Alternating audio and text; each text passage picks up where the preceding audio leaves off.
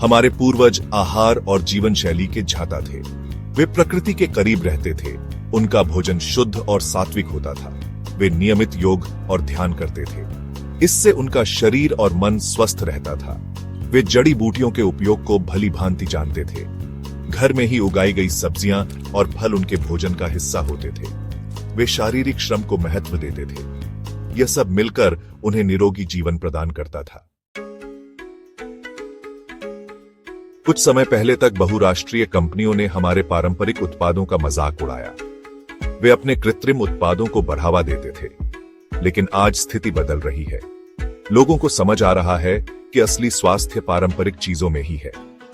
Charcoal, नमक, हल्दी जैसे प्राकृतिक उत्पादों का महत्व अब सब मानने लगे हैं। आयुर्वेद एक बार फिर अपनी खोई हुई प्रतिष्ठा प्राप्त कर रहा है। आयुर्वेद हजारों वर्ष पुराना विज्ञान है। यह हमें प्रकृति के साथ सामंजस्य बिठाकर जीना सिखाता है। आयुर्वेद में हर बीमारी का इलाज मौजूद है। यह हमें बताता है कि भोजन हमारा सबसे बड़ेढ़ा औषधि है। हमें अपने खान पान पर ध्यान देना चाहिए।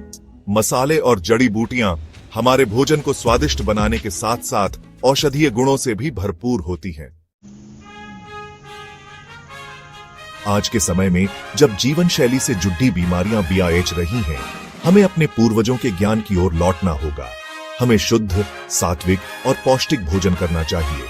योग, ध्यान और प्राणायाम को अपनी दिनचर्या में शामिल करना चाहिए। बच्चों को भी शुरुआत से ही स्वस्थ आदतें सिखानी चाहिए। हमें अपनी रसोई को ही अपनी औषधालय बनाना होगा। प्राचीन ज्ञान को अपनाकर ही हम एक स्वस्थ और सुखी जीवन जी सकते हैं।